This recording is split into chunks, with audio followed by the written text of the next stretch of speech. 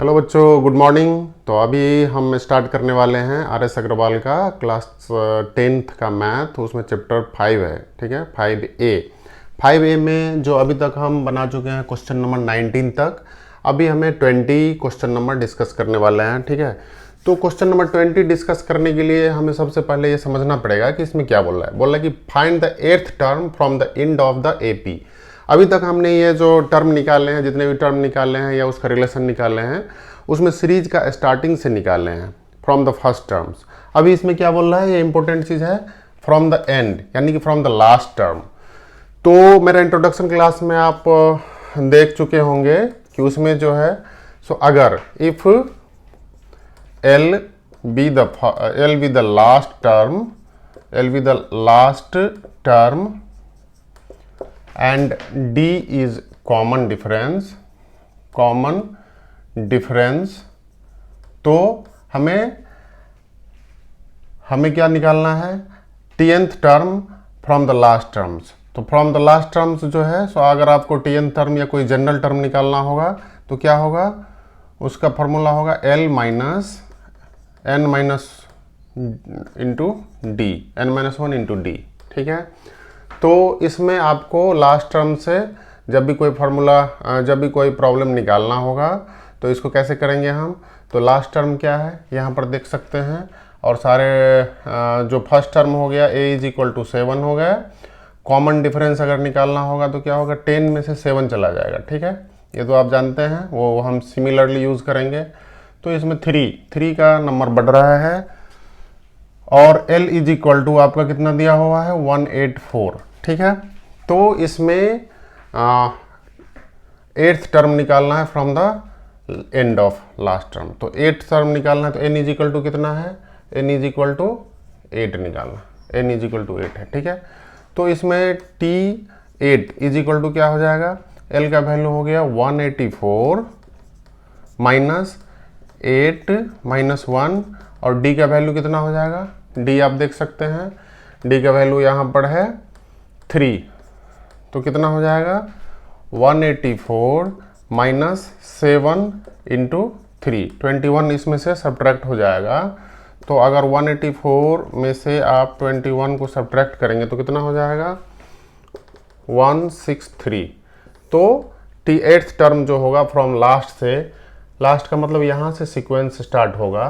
तो इसीलिए हमने क्या किया, इस फार्मूला को हमने पहले डिराइव्ड किया हुआ है। तो इसका लास्ट टर्म से स्टार्ट करेंगे, इसलिए L minus n-1 into D निकालना। ये फार्मूला आपको याद रखना है, जो कि हम डिराइव कर चुके हैं पहले इंट्रोडक्शन क्लास में। तो इसके बेसिस पर जो है आपका 8th टर्म यहाँ से जब हम स्टार्ट करेंगे 183, 181, इस तरह से जो 8th टर्म आएगा, 8th टर्म ये क्या हो जाएगा, 163, ठीक है। नेक्स्ट क्वेश्चन है हमारा सेम एक्सरसाइज 5A का क्वेश्चन नंबर 22। 21 और 20 सेम है, इसलिए मैंने उसे छोड़ दिया, आप इसको ट्राई कर सकते हैं। क्वेश्चन नंबर 22 में क्या है कि पूछ रहा है कि is 184 A term of the AP। इस सीरीज का वो पार्ट है, कोई नंबर है इसका 184। तो हम क्या देख रहे हैं यहाँ पर, सॉल्यूशन देखते हैं। इसमें फर्स्ट टर्म जो है, फर्स्ट टर्म आपका क्या है यहाँ पर, a इज इक्वल टू 3, और कॉमन डिफरेंस क्या है, common difference is equal to d is equal to क्या है आपका 7 माइनस 3, दैट मीन्स 4 है, ठीक है। अब हम देखते हैं कि इसका जो सीरीज बढ़ रहा है, इसका सीरीज कैसे बढ़ रहा है। तो आप देखेंगे कि जो सीरीज जो है AP का AP सीरीज क्या है, इसमें देखिए फर्स्ट टर्म में 3, उसके बाद 7, उसके बाद 11 और 15, इस तरह से दिया हुआ। फिर क्या हो जाएगा, इसमें 3 का बढ़ रहा है नंबर, ठीक है, सॉरी 4 का नंबर बढ़ रहा है। तो इसमें आप देखेंगे कि 4 कॉमन डिफरेंस यहाँ पर 4 है, इसलिए 4 का बढ़ रहा है, तो ये 19 हो जाएगा, उसके बाद 23 हो जाएगा, इस तरह से बढ़ते जाएगा। तो इस AP सीरीज से आपको क्या पता चलता है, इससे ये पता चल रहा है कि इसका हर टर्म जो है ऑड नंबर है। क्या है, ऑड नंबर, करेक्ट। ये हर टर्म जो है ऑड नंबर है।